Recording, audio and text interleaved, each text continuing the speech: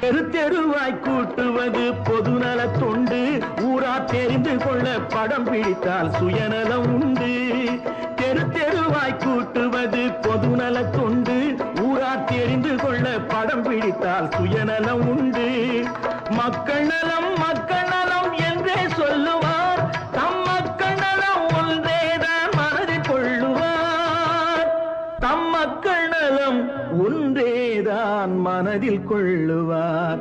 தம்பி, நான் படித்தேன் காஞ்சியிலே நேற்று, அதை நான் உனக்கு சொல்லட்டுமா இன்று?